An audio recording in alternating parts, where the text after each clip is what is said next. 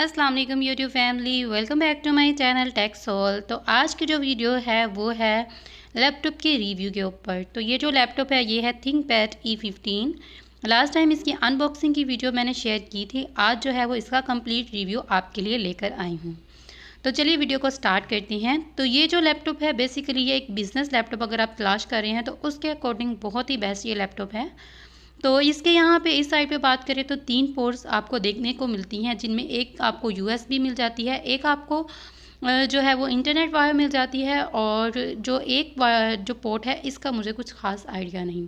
तो फ्रंट पे अगर बात करते हैं तो फ्रंट पे आपको कोई भी पोर्ट नहीं देखने को मिलती। और अगर इसकी दूसरी साइड पे बात करें तो हैंड फ्री पोर्ट है, और उसके अलावा आपके पास 2 USB पोर्ट हैं, और एक आपके पास HDMI पोर्ट है, और C टाइप आपको यहाँ पे चार्जिंग मिल जाता है। तो ये जो चार्जिंग है इसका बहुत ही अच्छा इसमें C टाइप का सिस्टम है। लैपटॉप को जो है क्विकली 50 टू 20 मिनट्स के अंदर चार्ज कर देता है, और चार्जर की जो बैटरी लाइफ टाइम है वो भी बहुत ही अच्छा है, एटलीस्ट 7 टू 8 आवर्स। तो अगर इसके कीबोर्ड्स की मैं बात करती हूँ तो कीबोर्ड्स बड़ा ही स्मूथ सा ये कीबोर्ड है। और यहाँ पे मैं आपको दिखा दूँ कि इसका ये जो है मेरे पास वर्जन Core i3 और जनरेशन 10 है। और अब मैं इसके कीबोर्ड की बात करती हूँ, और लैपटॉप का ये जो हमारे पास इसमें फिंगरप्रिंट भी आपको मिल जाता है, और जो फिंगरप्रिंट सेंसर है वो भी इसका अच्छा है, लेकिन इतना अच्छे से वर्क नहीं करता जितना इसको करना चाहिए। ये जो कीबोर्ड है ये न्यूमेरिक कीबोर्ड के साथ आता है। इसका जो टच पैड सिस्टम है वो भी बहुत अच्छा है, और बटन्स क्वालिटी और बाकी जो इसका एक छोटा सा पॉइंटर इसमें लगाया गया है वो भी जो है वो बिज़नेस लैपटॉप में अक्सर ही आपको ये देखने को मिलता है। और यहाँ पे जो ये कैमरा है इसकी रेजोल्यूशन 720 जो है वो आपको मिल जाती है।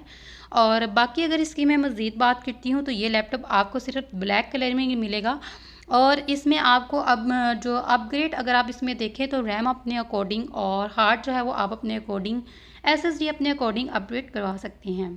तो ये मैंने इसकी प्रॉपर्टीज़ ओपन की हैं, तो आप यहाँ से देख सकते हैं जो इसका प्रोसेसर है वो इसका कोड कोर का प्रोसेसर इसके अंदर यूज़ किया गया है। 8 GB रैम इसके अंदर इंस्टॉल है। और मेमोरी की टाइप की बात करूँ तो DDR4 है। 1 टेराबाइट जो है वो इसकी हार्ड है। और स्पीड की बात करूँ तो स्पीड इसकी काफ़ी ज़्यादा अच्छी स्पीड मुझे इसमें देखने को मिली है। मैंने इसको काफ़ी टाइम यूज़ किया, और अब मेरे पास ये Core i3 है, और इसमें मैंने अभी SSD नहीं लगवाई। हाँ, अगर आप किसी ज़्यादा हैवी सॉफ्टवेयर के ऊपर काम कर रहे हो, जैसे आप एडोब फोटोशॉप, इलस्ट्रेटर और कुछ और ऐसे सॉफ्टवेयर हैं जो काफ़ी ज़्यादा मतलब हैवी हैं, तो तब आप SSD लगवा लें अगर आपको ये थोड़ा बहुत प्रॉब्लम करता है। लेकिन मुझे इसने कभी भी प्रॉब्लम नहीं किया, बहुत ही अच्छे से ये काम कर रहा है। मैंने एडोब फोटोशॉप भी इसके अंदर किया, और इसके अंदर जो है वो मैंने इलस्ट्रेटर भी किया था। तो मुझे ये लैपटॉप ओवरऑल बहुत ही अच्छा लगा। टाइमिंग के अकॉर्डिंग भी बहुत अच्छा है, और बाकी भी ओवरऑल बहुत ही अच्छा है। तो ये थी आज की वीडियो अच्छी लगी हो तो चैनल को सब्सक्राइब कर दिए और वीडियो को लाइक